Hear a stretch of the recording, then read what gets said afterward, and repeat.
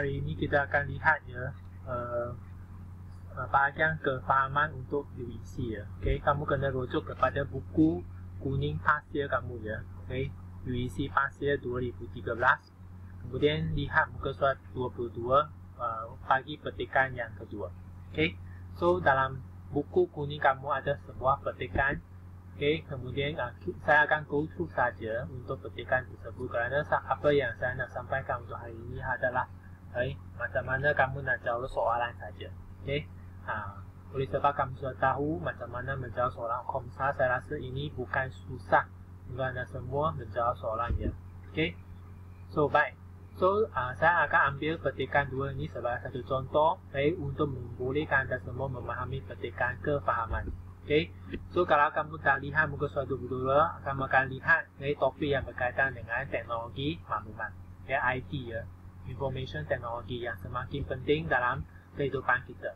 Okay, khususnya untuk MCO sekarang ini kan, banyak orang yang sebenarnya tidak dapat keluar ataupun tak dapat membuat apa-apa di luar rumah mereka. Dengan itu, teknologi maklumat ICT ini telah pun menjadi satu peranan medium yang penting ya untuk membolehkan kita membuat perubahan.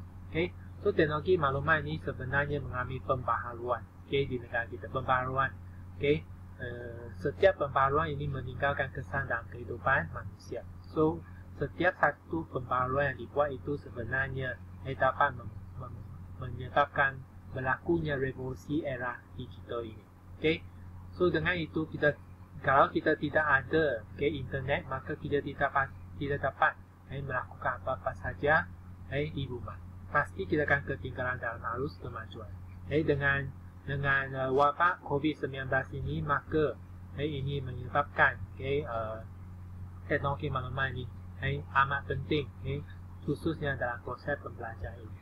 Okay, untuk perangan kedua ini kamu kena ambil perhatian kerana untuk perangan kedua ini ada jawapannya untuk soalan kefahaman, khususnya untuk soalan yang kedua.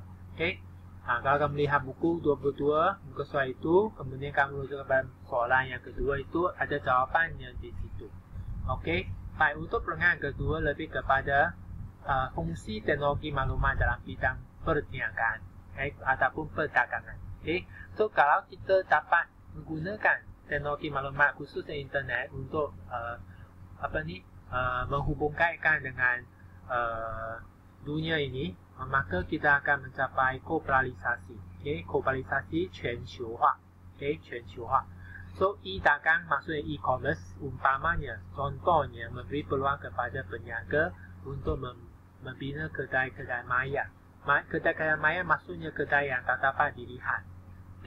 Kerana dalam internet memang mereka boleh buat apa-apa kedai saja. Contohnya Lazada, kamu boleh beli apa-apa saja di Lazada. Tak perlulah kamu keluar dari rumah untuk membeli barang-barangan yang diperlukan. Tak perlulah pergi Tesco, tak perlulah pergi Giant, tapi kamu hanya pergi website itu, kemudian kamu klikkan apa yang kamu nak beli di situ. Barulah ini amat memudahkan ya banyak orang menerusi perkhidmatan internet. Kalau kamu nak beli apa saja, Grab pun boleh, Grab Food, Panda pun boleh. Ini semuanya kedai-kedai maya dalam wujud menerusi internet. Barang-barang jualan mereka dipamerkan di laman web dengan harga sekali, dan barang tersebut dilayari oleh sesiapa saja dan di mana-mana saja. Khususnya untuk MCO sekarang, banyak orang tak dapat keluar dari rumah, maka mereka terpaksalah menggunakan laman web ataupun website untuk melayari apa yang mereka hendak beli. Dia menerusi internet. Maka mereka mesti ada satu senarai barangan yang hendak dijual, kemudian mereka klik saja. Apa-apa saja, mungkin Tesco pun ada websitenya sendiri, Giant pun ada websitenya sendiri, apa-apa saja. Dengan itu perdagangan masih lagi dilanjutkan menerusi dunia maya. Untuk perangan ketiga, teknologi maklumat sebenarnya menggunakan urusan perniagaan, khususnya bank. Untuk perangan ketiga ini rujuk kepada bank. Untuk perangan kedua tadi rujuk kepada perdagangan. bank menawarkan sistem perkhidmatan pembankan elektronik kepada para pelanggannya. Baik, untuk perenggan ini juga mempunyai soalan, iaitu soalan yang ketiga. Soalan ketiga ada jawapannya di situ. Sekarang MCO memang susah kita nak pergi ke bank, okay? Kerana kita dah dihadkan pergerakan. Okay? Dengan itu, maka kita gunakan internet banking.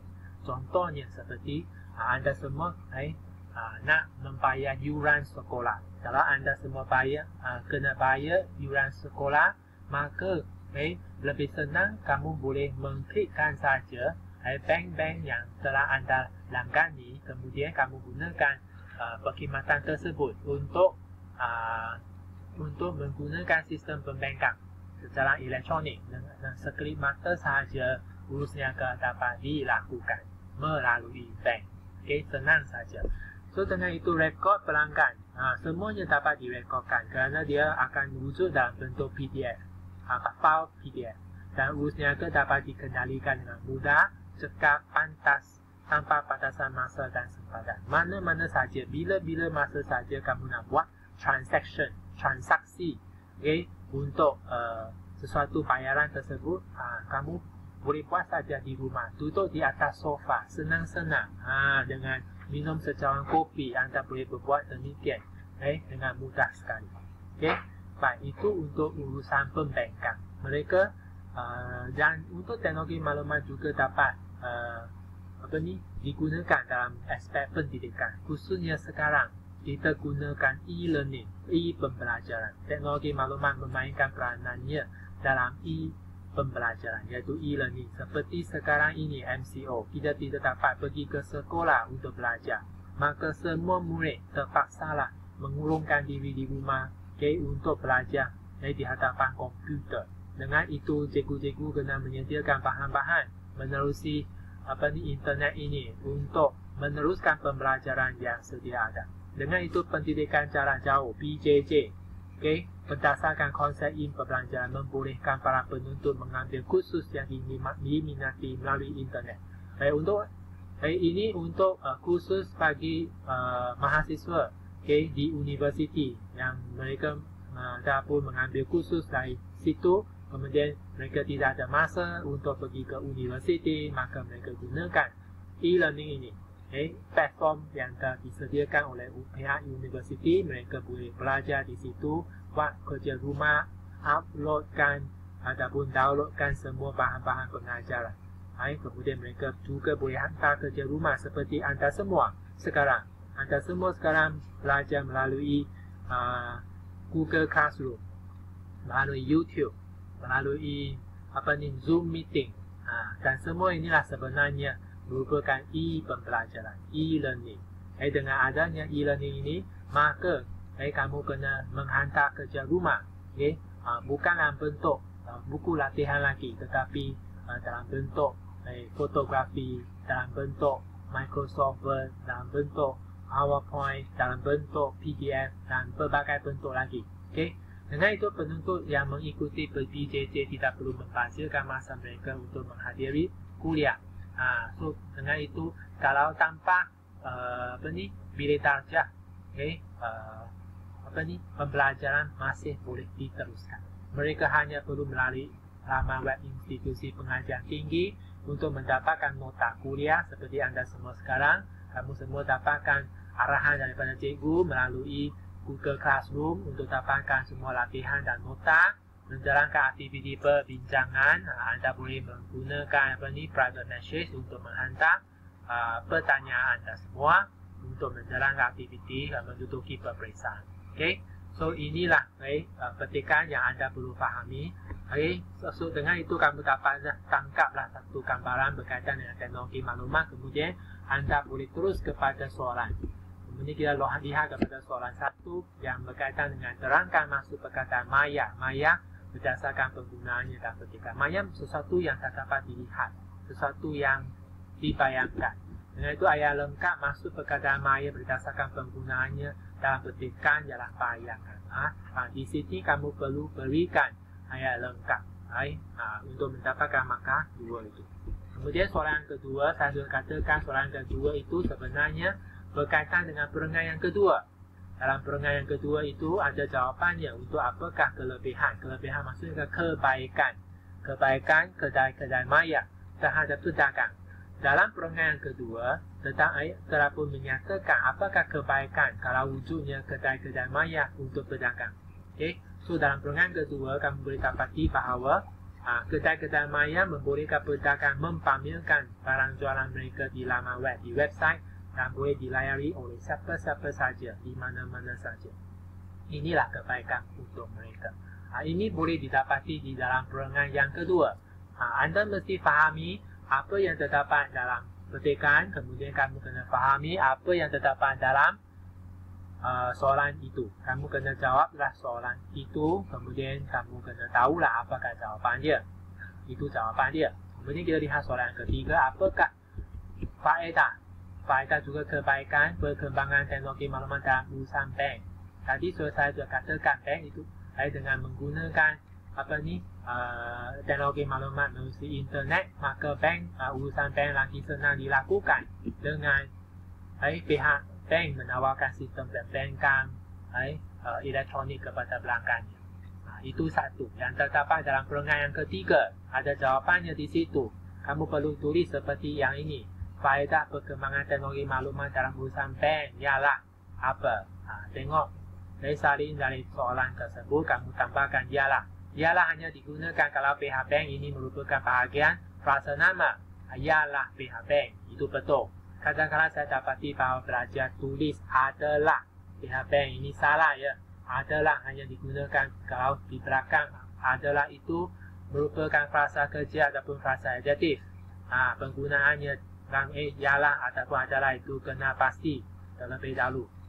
Kemudian selain itu, untuk soalan seperti ini, kalau dia dah bagi 3 maka kamu kena bagilah 2 jawapan. Selain itu, rekod pelanggan dan urus niaga dapat dikendalikan dengan mudah, cepat dan pantas tanpa batasan masa dan sempadan. Itu terdapat dalam perenggan yang ketiga. Untuk perenggan keempat tidak ada jawapan, tidak ada soalan. Okey. Baik, kemudian soalan keempat ialah soalan KBKK yang kamu kena fikirkan soalan jawapan itu sendiri. Pada pendapat anda, apakah keburukan teknologi maklumat jika disalahgunakan? Kalau kamu salah gunakan teknologi maklumat, apakah keburukan itu? Kamu kena bagi 2 keburukan. Apakah 2 keburukan tersebut? Satu, keburukannya hak persendirian dicerobohi. Kerana sekarang ada hacker, mereka akan hack data-data dan maklumat yang tersimpan di dalam komputer kita. Yang kedua, masalah pergaulan bebas juga telah pun semakin menjadi-jadi melalui internet kerana mereka boleh menggunakan perkhidmatan ini untuk melakukan hubungan bebas. Saya tunjukkan semua ini untuk membolehkan anda untuk menjawab soalan dengan teknik seperti yang ini. Mesti yang lengkap, mestilah kamu berikan jawapan yang logik dan munasabah. Okey?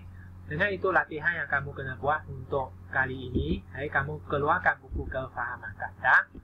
Kemudian di bahagian isi kandungan kamu tulislah 2 isi kandungan. Untuk tarikh hari ini 26 April, kefahaman 2013, petikan 1. Tadi saya sudah bagi satu contoh kefahaman UEC 2013, petikan 2. Itu tak perlu buat. Contoh ini tak perlu buat. Tapi petikan 1 di muka surat 21 kamu kena buat di buku kuning. Kemudian satu lagi kefahaman UEC 2014, 2 petikan kena buat. Petikan 1 dan petikan 2 kena buat. Jumlah petikan yang kamu kena buat ialah 3 petikan. Okey. Selepas tulis semua ini dalam buku kefahaman isi kandungan, kamu boleh buka surat yang baharu. Mesti ada yang inilah. Semua ini ada. Kemudian tulis tajuk kecilnya.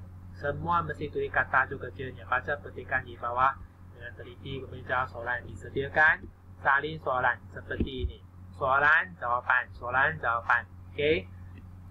Lepas habis 1, 2, 3, 4, sambung lagi. Untuk kefahaman UEC 2014, petikan 1 dan 2. Petikan 1.